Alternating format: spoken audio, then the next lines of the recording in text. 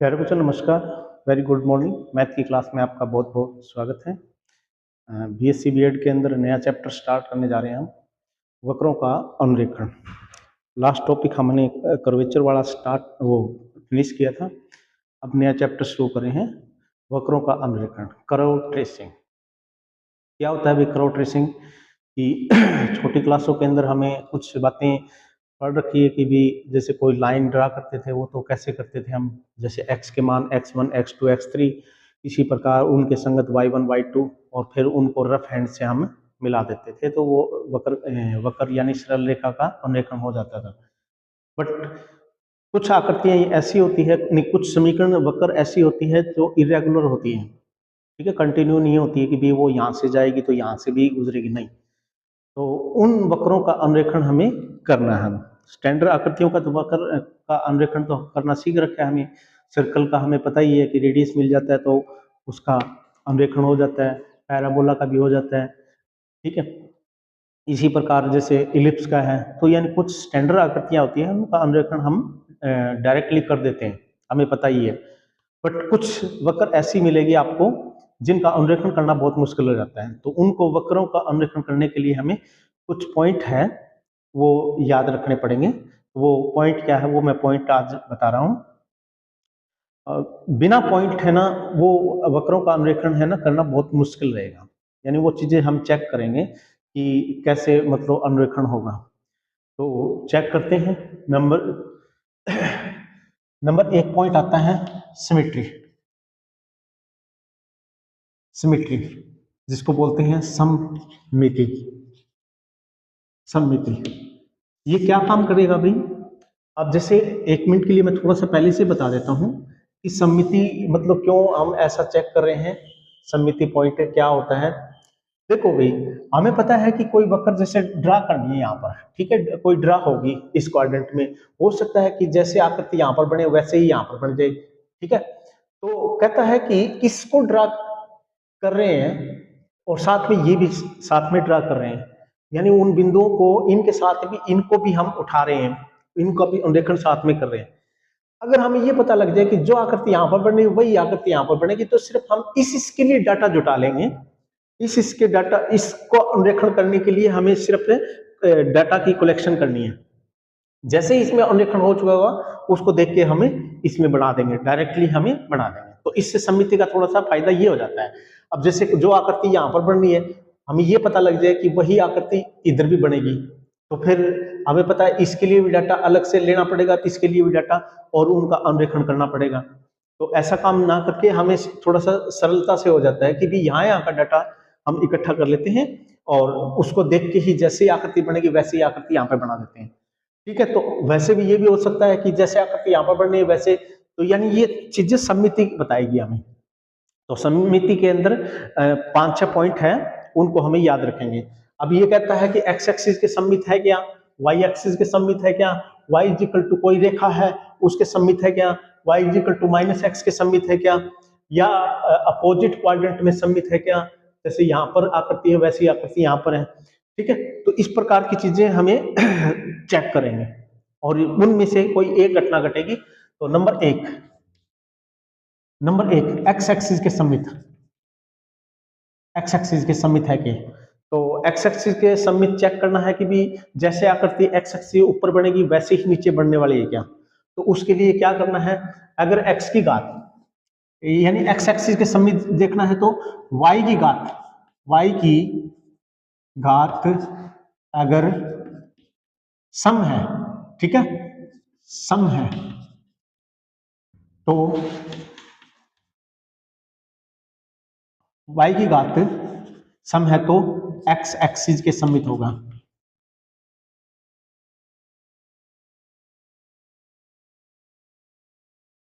यानी वो वक्र x एक्सिस के सममित होगी, तो जैसा ग्राफ ऊपर बढ़ेगा वैसे,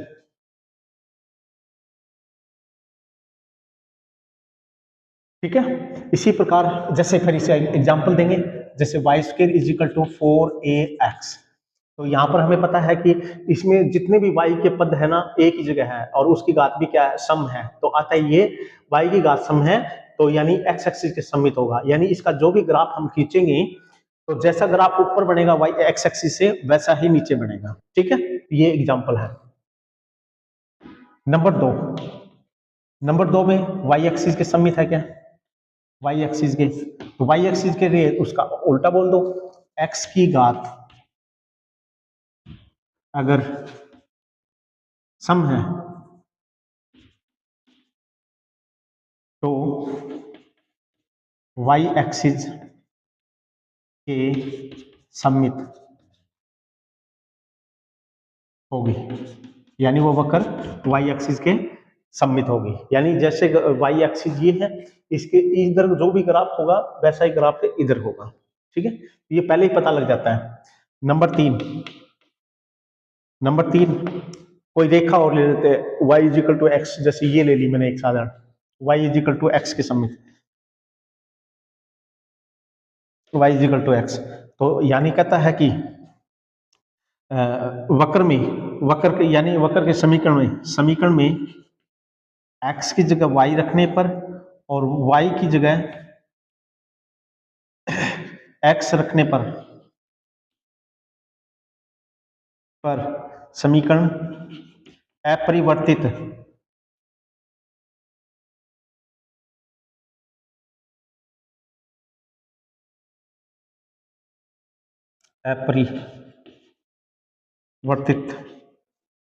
रहता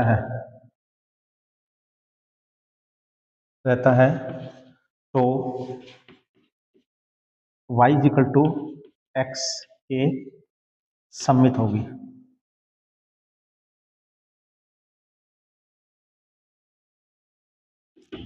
यानी x is equal to y की जगह x की जगह y रख दें, और या फिर y की जगह x रखने पर अगर समीकरण जो भी है, मतलब बहुपद है, उसमें कोई फर्क नहीं पड़ता, वही समीकरण रहता है, तो यानी वो y is equal to x के सममित होगा। जैसे एग्जांपल है x y is equal to, जैसे हमारे पास कोई सी वक्र है कोई, तो x की जगह y रख दें, y की जगह x रख दें, तो एक्स वाई ही रहेगा, यानी समीकरण यही रहेगा। तो यानी ये चीजें क्या है, x y is equal to x के सममित रहेगा, यानी इस रेखा के सममित रहेगा, यानी इसके ऊपर जो भी ग्राफ होगा वही नीचे ग्राफ होगा। ठीक है भी। इसी प्रकार चौथा पॉइंट हम करते हैं, चौथा y is equal to minus x, y is equal to minus x, कोई रेखा पर्टिकुलर रेखाएं लेके चल रहे हैं हम, y is equal to minus x के, तो बस यही कर दो, x की जगह माइनस वाई रख दो, या फिर y की जगह माइनस एक्स रखने से समीकरण x की जगह माइनस वाई, या फिर y की जगह माइनस एक्स रखने पर समीकरण अपरिवर्तित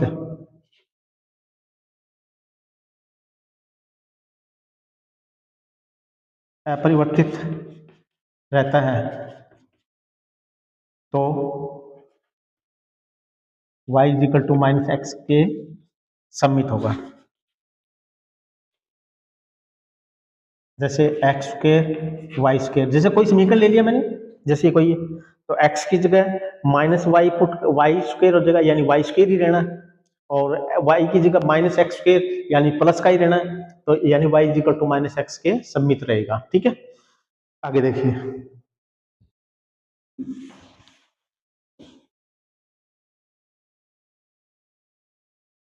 पांचवा, अपोजिट क्वाड्रेंट। ठीक है, अपोजिट क्वाड्रेंट यानी विपरीत चतुर्थांश में, यानी यहाँ पर जो आकृति है वही आकृति यहाँ पर, या फिर यहाँ पर जो आकृति वही यहाँ पर अगर मिल जाए तो अपोजिट होता है। तो उसके लिए क्या करते हैं, x की जगह माइनस एक्स रखने तथा y की जगह माइनस वाई रखने पर समीकरण अपरिवर्तित रहता है, तो अपोजिट क्वाड्रेंट में सम्मित होगा। ले, ठीक है, बस ये साधारण सा, और उसके बाद में बस ये पॉइंट थे, बस उसमें जैसे एक्स वाई, जैसे मैं इसका एग्जांपल लूं, example x y is equal to c, x की जगह माइनस एक्स रखो, वाई की जगह माइनस में वाई रखेंगे, तो माइनस माइनस में प्लस में x y is equal to c रहेगा। तो यानी ये भी जो भी वक्र इसकी बनेगी, तो यानी जो ग्राफ यहाँ पर होगा वही ग्राफ यहाँ पर भी मिलेगा, अपोजिट क्वाड्रेंट में आपका रहेगा। उसके बाद में पॉइंट है 1 तो हो गया भी। अब इनमें से 5 पॉइंटों में से कोई एक घटना घटेगी किसी भी ग्राफ के लिए, तो वो चेक करनी पड़ेगी। अगर ये नहीं घटना घटी तो ये होगी, ये नहीं होगी तो ये घटेगी, ये नहीं होगी तो ये होगी, और ये नहीं होगी तो ये होगी। मतलब अगर कोई नहीं है तो फिर यानी सममित है ही नहीं फंक्शन, ठीक है। उसके बाद में है नंबर 2, ओरिजिन। ओरिजिन यानी मूल बिंदु। मूल बिंदु यानी वो ग्राफ मूल बिंदु से जाएगा कि नहीं जाएगा। तो कहता है कि x इजिकल टू 0 रखने पर y इजिकल टू 0 प्राप्त हो तो ग्राफ मूल बिंदु से गुजरेगा।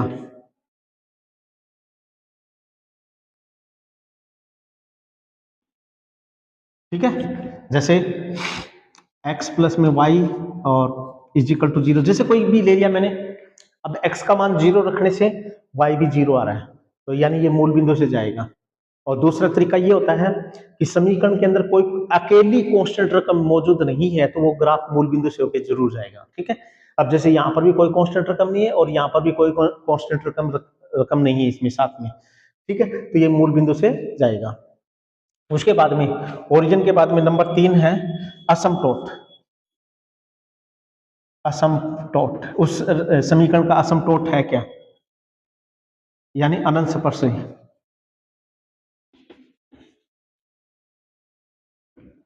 ठीक है, तो y इजिकल टू, जैसे मतलब कोई भी आपके पास वक्रों का अनुरेखण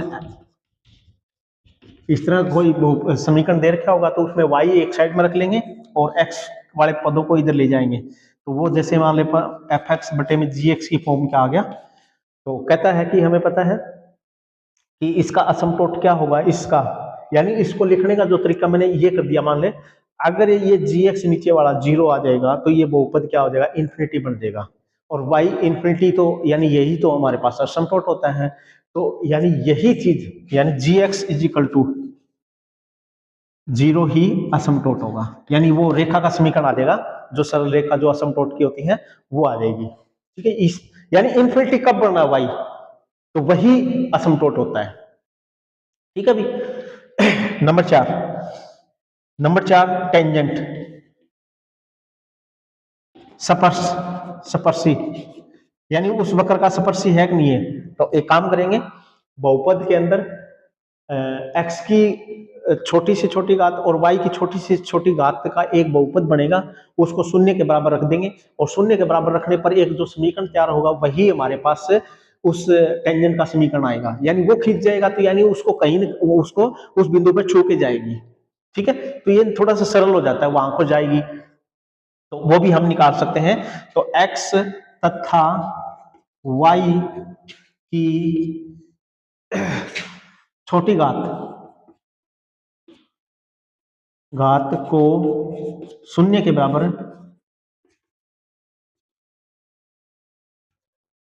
रखकर प्राप्त करेंगे।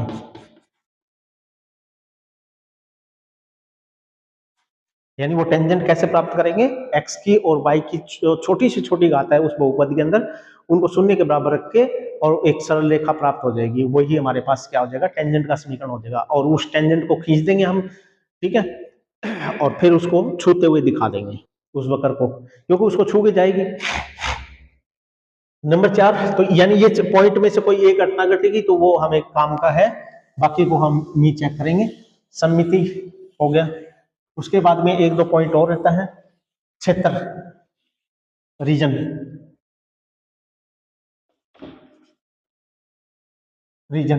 क्षेत्र यानी हमें पता है कि ग्राफ यूं तो चलता जाएगा ब्रह्मांड के अंदर, तो यानी कोई ना कोई तो उसकी लिमिटेशन होगी कि भी इससे आगे नहीं जाएगा, इससे आगे नहीं जाएगा, इससे ऊपर नहीं जाएगा, इससे, तो वो क्षेत्र निर्धारित करता है। ठीक है, जैसे हमारे पास ये है, तो हमें पता लग जाए कि ग्राफ इससे इधर नहीं जाता, तो इससे इधर नहीं जाता मान लेते हैं, और इससे ऊपर नहीं जाता, इससे इसी के अंदर ही बनता है। तो यानी ये जो लाइनें खींची है, ये लिमिटेशन लाइनें हो जाएगी, और ये हमें पता करनी है कहाँ कहाँ पर है। तो हमें पता है कि इससे बाहर हमें पता है कि y का मान फिर क्या आ जाएगा, इमेजिनरी काल्पनिक आ जाएगा। इससे बाहर x का मान, जैसे इससे बाहर x का मान पुट करते हैं तो y का मान क्या है, काल्पनिक आ जाए, तो यानी इससे इधर ग्राफ नहीं है, इससे भी इधर ग्राफ नहीं है। इसी प्रकार y का x का मान यानी y का मान इससे नीचे वाले पे अगर x का मान क्या आ जाए, काल्पनिक आ जाए, तो यानी इधर ग्राफ नहीं है। इसी प्रकार इसको चेक कर देंगे, ठीक है। तो ये क्षेत्र हमें निर्धारित हो जाएगा, तो इससे आगे पीछे नहीं है। नंबर 6 जैसे असमतोल पॉइंट ऑफ इंटरसेक्शन,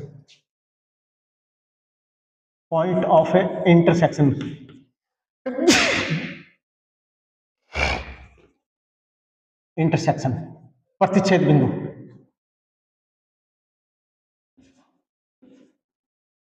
प्रतिच्छेदन बिंदु है कि नहीं है। प्रतिच्छेदन का मतलब एक्स एक्सिस और वाई एक्सिस को काट के जा रही है कहीं ना कहीं, तो हमें पता है एक्स एक्सिस को काट के जाएगी तो वहां पर वाई का मान 0 होना चाहिए, ठीक है। बस इस प्रकार से चेक कर सकते हैं, जैसे मूल बिंदु का किया था वही पॉइंट है ये। तो आप क्या करेंगे, वाई एक्स एक्सिस पर उसमें चेक कर लेंगे, एक्स एक्सिस पर वाई परमानेंट 0 होता है, तो ये निकालेंगे एक्स का मान, एक्स एक्सिस के ऊपर वाई का मान परमानेंट 0 होता है, ठीक है। तो ये चेक कर लेंगे। इसी प्रकार वाई एक्सिस को काट रहा है तो वहां पर परमानेंट एक्स का मान 0 निकाल दो, तो इस प्रकार से आप चेक कर लेंगे। उसके बाद में नंबर 7 पॉइंट, इंक्रीजिंग और डिक्रीजिंग, वर्धमान और ह्रासमान, यानी वो ग्राफ बढ़ता ही जा रहा है कि या घटता जा रहा है। तो इसके लिए तो को हम छोटी क्लासों में dy अपॉन में dx निकाल लेते थे, या d square y dx square निकाल लेते थे। dy बाई dx का मान किसी पर्टिकुलर क्षेत्र के अंदर अगर जो 0 से बड़ा रहता है तो यानी वो वर्धमान है, और अगर जो वो लेस देन 0 रहता है तो वो ह्रासमान है, ठीक है भी। तो ये पॉइंट आप चेक कर लेते हैं। तो अब हम एक क्वेश्चन लेते हैं और इन पॉइंटों को हम लगा लगा के देखते हैं। इनमें से कोई जरूरी नहीं है कि ये जितने भी पॉइंट है वो सारे ही एक प्रत्येक क्वेश्चन के अंदर काम करें। हो सकता है कि 3 पॉइंटों से ही हम वक्र का अनुरेखण कर दें, हो सकता है कि सममिति वाला फेल हो जाए, अगले वाला अपना पॉइंट याद रखेंगे तो वो चीज मिल रहा है कि नहीं मिल रहा है। तो हो सकता है कि भी 4 पॉइंटों से ही हमारा काम चल जाए, बट कोई जरूरी नहीं है कि भी, हो सकता है इंक्रीजिंग और डिक्रीजिंग, हो सकता है कि पहले क्वेश्चन में यूजी ना होगा, तो ये कोई जरूरी नहीं है कि सातों के सातों पॉइंट प्रत्येक क्वेश्चन के अंदर लागू होंगे, नहीं। ये तो उनके लिए है भी हमें पता ही कुछ आइडिया नहीं आ रहा है कि भी ग्राफ कहाँ पर जाएगा कहाँ पर नहीं जाएगा, तो ये तब हम इनको यूज करते हैं। तो अब हम एक क्वेश्चन लेते हैं और फिर देखेंगे कि भी किसी वक्र का अनुरेखण हम कैसे करते हैं, ठीक है। देखते हैं।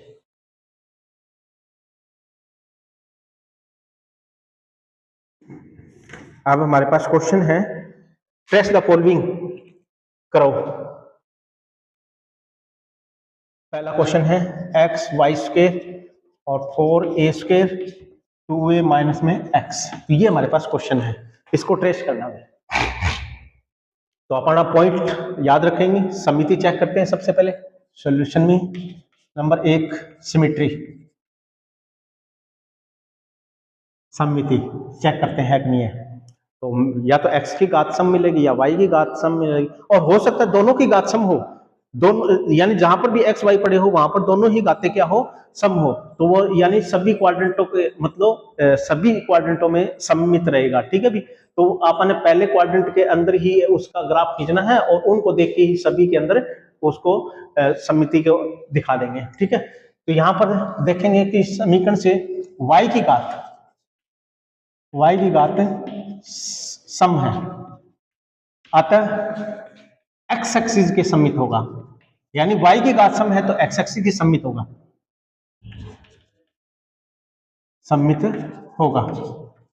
ठीक है। बस तो सिमेट्री का पोर्शन हो गया और हमें कुछ भी चेक नहीं करना। नंबर 2 ओरिजिन, मूल बिंदु से जा रहा है कि नहीं जा रहा, मूल बिंदु से चेक करने के लिए तो यानी x का मान 0 रखो, y का 0 आ रहा है क्या, x का मान 0, x को एक काम करो, इस समीकरण को नीचे ले आओ, इसके नीचे ले आओ x को, और x का मान 0 नीचे पुट करेंगे तो देखिएगा कैसे, y square is equal to 4a square 2a minus में x बाई में x का मान 0 पुट कीजिए, ये 0 और ऊपर कितना होगा 8a की 3 आ जाएगा, ये तो 0 हो जाएगा, ठीक है।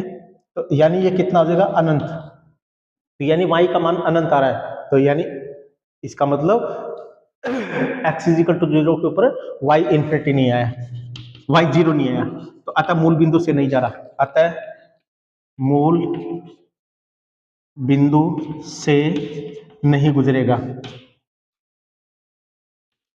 यानी वो वक्र है मूल बिंदु से नहीं गुजरेगी।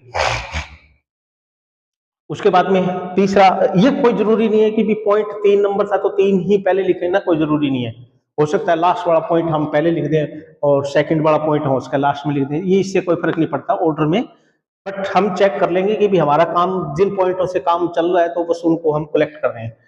नंबर 3, असमतोट है कि नहीं है, असमतोट, असमतोट, असमतोट के लिए यानी अनंत स्पर्शी है कि नहीं है, तो यानी y square is equal to किसके बराबर है 4a और 2a माइनस में x बाई में x, y को लिए इधर ले आएंगे तो a ले, तो यानी y कब इन्फिनिटी बढ़ना है बस, तो यानी x का ऐसा क्या मान रखें कि y इन्फिनिटी बढ़ रहे, तो वो x जो भी आपने पुट किया वही असमतोट होगा, ठीक है। तो इनके लिए सरल है तरीका असमतोट निकालने का, तो हमें पता है कि नीचे वाला ही परेशान करता है, इसकी वजह से इन्फिनिटी बनेगा भाई, तो x इज इक्वल टू 0 पर y इन्फिनिटी, अतः x इज इक्वल टू 0 असमतोट है, ठीक है भी, ये असमतोट है, यानी ये रेखा का ग्राफ खींच देंगे और उसको वक्र को इस सरल रेखा को छूते हुए दिखाने की कोशिश कर देंगे बस, ठीक है, अनंत पर, बस इतना काम रहेगा। उसके बाद में point of intersection, number 4 point of intersection यानी प्रतिच्छेदन बिंदु, प्रतिच्छेदन बिंदु, तो प्रतिच्छेदन वही बात है ना कि भी देखेंगे कि भी एक्स एक्सिस को काट रही है कि या वाई एक्सिस को काट रही है, एक्स एक्सिस के ऊपर वाई का मान 0 होता है तो वाई 0 पुट कर दो, वाई 0 पुट कर दो, वाई 0 पुट कर दो, तो ये भी यानी ये 0, ये सारा 0 और ये भी 0, यानी 2a माइनस में x इज इक्वल टू 0, तो y इज इक्वल टू 0, तो यानी 2a माइनस में x इज इक्वल टू 0 और x is equal to 2a, यानी कोई ना कोई बिंदु आएगा, कोई भी x का दूसरे का मान निकल जाएगा, y 0 पुट करेंगे तो x का मान निकल जाएगा कोई ना कोई, और x का मान 0 पुट करेंगे तो y का कोई ना कोई मान निकल जाएगा, तो x का मान निकला है क्या 2a, तो x is equal to 2a कोई एक सरल रेखा होगी है ना, x is equal to 2a, तो वो खींच देंगे बस, ठीक है, और उसको छू के जाएगी। और कोई पॉइंट हो सकता है कि मैंने इतने पॉइंटों से ही हम काम चला लेंगे, तो उसके बाद में हमें क्या करना है, ये पॉइंट जैसे ही हमने काम कर लिए, अब हमारा काम है एक्स एक्सिस और वाई एक्सिस दो लंबवत रेखा खींचेंगे, एक्स एक्सिस और वाई एक्सिस दो, ये एक्स एक्सिस होगी और एक वाई एक्सिस रेखा खींचेंगे, ठीक है।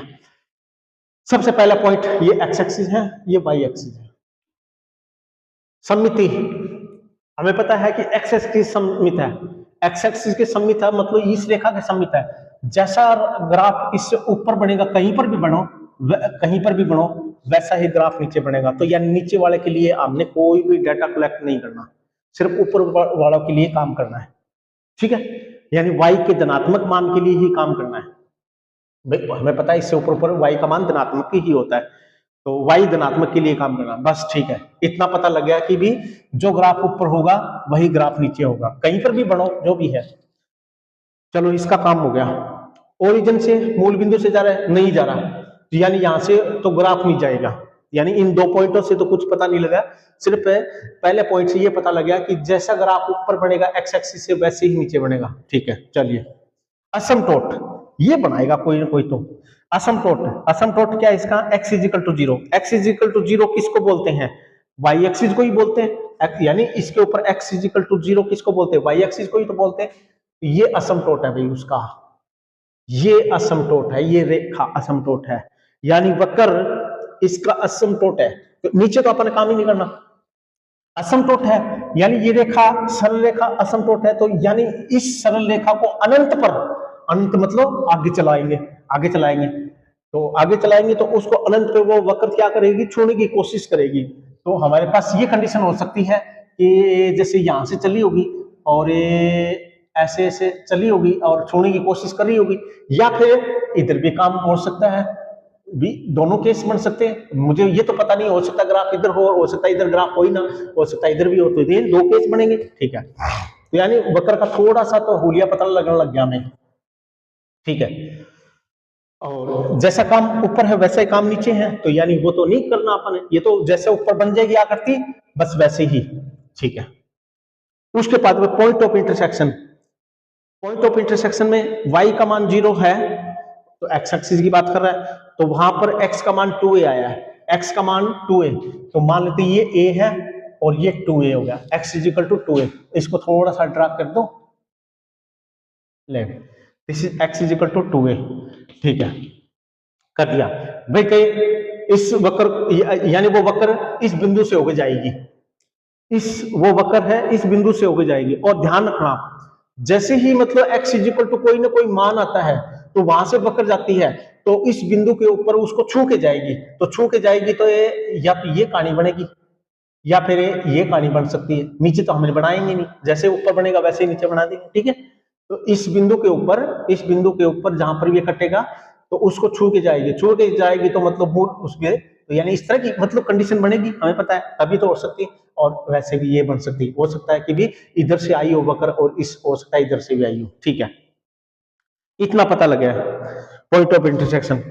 अब भाई बात ये है, करो की थोड़ी थोड़ी स्टार्टिंग हो चुकी है, बाकी इंफॉर्मेशन हम कहां से लेके आए, बाकी इंफॉर्मेशन।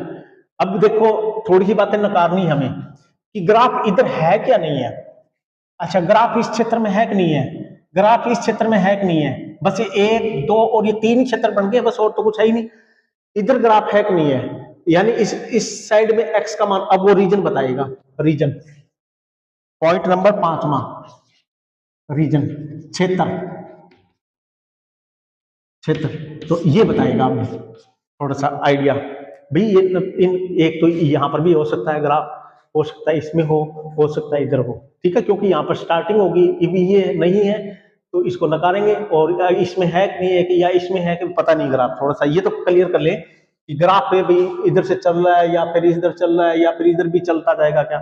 तो x इज इक्वल टू यहाँ पर कितना 2a, 2a के बाद में कितना होगा 3a, यहाँ पर कितना x is equal to 3a, तो 3a पुट कर दो उसमें, 3a पुट करो यहाँ पर, x is equal to 3a put करेंगे तो y अगर जो काल्पनिक बन जाए तो उधर ग्राफ नहीं है, तो x is equal to 3a put करेंगे, 3a तो 2a में से 3a गया तो कितना बचेगा नेगेटिव, यानी ये नेगेटिव हो जाएगा, और ये 3a यानी 2a यानी 3a, तो इसका मतलब ये नेगेटिव बनेगा अंदर, और अंडर के अंदर नेगेटिव रकम आना है मतलब काल्पनिक, तो यानी y काल्पनिक, तो लिखेंगे x is equal to 3a पर y काल्पनिक है, काल्पनिक, तो इसका मतलब इधर ग्राफ है नहीं है, यानी ये डिलीट कर देंगे फिर, यानी जो स्टार्टिंग की थी वो डिलीट हो गई, यानी वो क्षेत्र नहीं है। अब हमारे पास ये चेक कर लेते हैं ये है कि नहीं, x इज इक्वल टू मतलब कोई पॉइंट पुट करके एक ही पॉइंट पुट करके देख लेते हैं, यहाँ पर x is equal to -a, x is equal to -a पर y, हमें पता है कि x is equal to -a, ये प्लस का बन जाएगा और ये नेगेटिव बने तो फिर काल्पनिक, यानी y का मान क्योंकि नेगेटिव बन गया तो यानी y भी काल्पनिक, इमेजिनरी, ठीक है। तो अतः इधर भी ग्राफ नहीं है, तो इधर ग्राफ नहीं है तो ये जो हमने मान के चले थे ये भी हमारा पोर्शन नहीं है, यानी इसमें ग्राफ नहीं है, इसमें भी नहीं है, दो ग्राफ इसमें रहेगा, ठीक है, और जो ग्राफ ऊपर बनेगा वही नीचे बनेगा। अब बात यह है, यहां से भी स्टार्टिंग हो चुकी है और यहां से भी स्टार्टिंग हो चुकी है, तो बस अब इसके अंदर पॉइंट यहाँ पर कहते हैं a है, तो x is equal to a के ऊपर बीच में देख लेते कोई बिंदु आ जाएगा, x is equal to a के ऊपर a पुट कर देंगे, 2a में से a गया, a बचेगा 4a स्क्वायर और a नीचे है, a कैंसिल हो जाएगा, तो यानी कुछ ना कुछ y की परिमित सी वैल्यू आ जाएगी, ठीक है, निकाल के देख लेते हैं। y is equal to x is equal to a पर एक बिंदु ले लेते हैं, बस वहां से y का मान पता लग जाए कितना है, x is equal to a पर y का मान कितना है 4a और ये a फिर आ जाएगा और अंडर और ये भी a आ जाएगा, ठीक है, ये कैंसिल हो जाएगा, और ये कितना हो जाएगा 2 अंडर ए बन जाएगा y का मान। और a तो कोई ना कोई वैल्यू होती है, उसका अंडर रूट निकालेंगे, 2 से मल्टीप्लाई कर देंगे। तो लेट्स सपोज वो कोई ना कोई वैल्यू होगी अंडर रूट ए, गलत तो नहीं कर दिया मैंने, 2 में से ए गया तो ए एक्स का मान भी क्या पुट कर रहे हैं, ए पुट कर रहे हैं, तो एक एंटी किलो, हाँ ठीक है। तो यानी कोई ना कोई प्रीमिस सी वैल्यू आ जाएगी है, ठीक है। तो ए का अंडर करेंगे तो यानी ए का अंडर करेंगे तो छोटी सी वैल्यू, और उसको 2 से मल्टीप्लाई कर देंगे तो यानी इतनी की वैल्यू, बस थोड़ा आइडिया लगना है वैसे। तो यानी इतनी वैल्यू मिलेगी वाई की। तो ये बिंदु मिल गया, और यहाँ से भी स्टार्टिंग है, यहाँ से भी स्टार्टिंग है, तो बस थोड़ा सा रफली एंड हम कर सकते हैं, बस पता लग गया, ठीक है। अब इसको थोड़ा सा मॉडिफाई, पेंसिल से काम करना है, रफ हैंड से काम करना है। तो इसको आकृति को आप दोबारा बनाना चाहें तो बस इफ तो थोड़ा सा हमें इसको सही स्मूथली बना देंगे। तो जैसा ग्राफ ऊपर है वैसे नीचे, तो ये ले, ठीक है। तो ये हमारा फाइनल ग्राफ हो जाएगा, ठीक है भी। तो इस प्रकार से ये हमने एक ही क्वेश्चन किया है, तो हम 1-2 क्वेश्चन हम नेक्स्ट वीडियो के अंदर करेंगे। इसको थोड़ा सा ध्यान से देखना पॉइंटों को, और अगली वीडियो के अंदर हम कुछ क्वेश्चन करेंगे, ठीक है भी। Thank you for watching video, best of